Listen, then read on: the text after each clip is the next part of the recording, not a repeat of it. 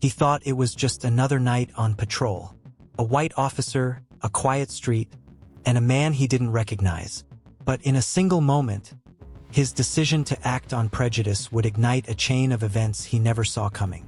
The man he disrespected wasn't just anybody. And when the truth came to light, the officer's career and his dignity would never be the same. How could a simple act of cruelty cost someone everything? Stay with me. This story is a must-hear reminder of why respect matters more than power. It was a warm summer evening in a small American town. The streets were calm, storefronts closed, and only the hum of streetlights broke the silence. Officer Miller, a 10-year veteran on the force, was restless that night. To him, it was just another shift, another chance to prove his authority. That's when he noticed a man walking down Main Street, tall, confident, with calm steps and his head held high. A black man in a town where, for generations, faces like his were met with suspicion instead of welcome.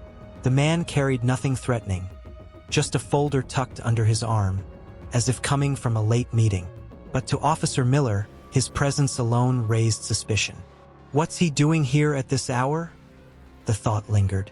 As the man crossed beneath the flickering street lamp, Officer Miller slowed his patrol car. He rolled down the window. His eyes narrowed, not because of what the man had done, but because of what he looked like. The man didn't notice right away. He simply kept walking, shoulders straight, unaware that his ordinary night was about to take a sharp and humiliating turn. The patrol car eased to a stop. Officer Miller stepped out, heavy boots against the pavement, the badge on his chest gleaming under the streetlight. "Hey!" he barked. The man stopped, turning calmly. "Is there a problem, officer?" But Miller wasn't listening. In his mind, there was already a problem, the man himself. Without evidence, without reason, the officer began his show of authority. He demanded identification, his voice sharp, laced with irritation rather than professionalism.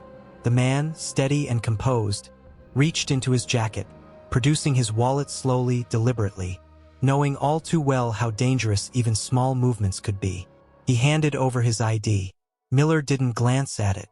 Instead, he smirked, muttering under his breath. Then, in a moment that would mark him forever, Officer Miller did something unthinkable.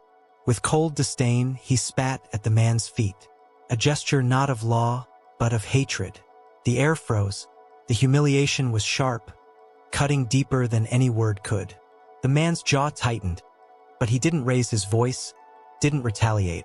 He simply stood there, dignity intact, eyes fixed on the officer with a calmness that seemed almost knowing. Something in that silence unsettled Miller. Why wasn't this man angry? Why wasn't he shouting, fighting back, giving him a reason to escalate? "Move along," Miller finally sneered, dismissing him like he was nothing more than a shadow in the night. The man nodded once, then turned and walked away, shoulders just as straight, steps just as firm. But as Miller climbed back into his cruiser, a flicker of unease stirred. Something about the man's composure felt different. This wasn't the reaction of someone powerless. It was the reaction of someone who knew more, someone who held something Miller couldn't see yet. The next morning, the station buzzed with unusual energy. Officers straightened their uniforms, polished their boots, and whispered rumors about the department's long-awaited announcement. A new police chief was being sworn in. Miller barely paid attention, nursing his coffee, still replaying the encounter in his head. He brushed it off. After all, what did it matter? Just another nameless man in the night. Then the doors to the station opened. Conversations hushed. Every eye turned. And there he was, the same man from last night. The same man Miller had disrespected, humiliated, and spat upon. But this time, he wasn't walking down the street as a stranger. He was walking into the station as their new leader, their new police chief. Miller's heart dropped. His grip on the coffee cup tightened until it cracked. He wanted to look away, but he couldn't. The chief's eyes found his, steady and unflinching. Not a word was spoken, but in that silence, Miller felt the weight of his actions crash down. It wasn't just embarrassment. It was fear. Fear of what would come next. fear of being exposed, fear of facing the very man he thought he could demean without consequence. The ceremony went on as planned. The new chief spoke with grace and authority, outlining a vision for justice, fairness, and respect. His words carried the kind of weight that only comes from lived experience, the kind Miller had chosen to ignore. Miller sat in the back row, sweating under his uniform, unable to escape the irony. The man he spat on now commanded the very department that once gave Miller a false sense of superiority. And yet, the chief never mentioned the incident. He never exposed Miller publicly. Instead, his leadership carried a quiet message: dignity always outshines cruelty. For Miller, the silence was worse than any punishment.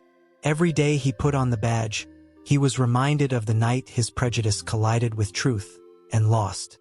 For the rest of us, this story is more than a single moment of humiliation. It's a reflection of a deeper reality, that racism doesn't just wound its victims, it diminishes those who carry it. The must-learn lesson is clear. Respect should never be optional, and dignity must always come before prejudice.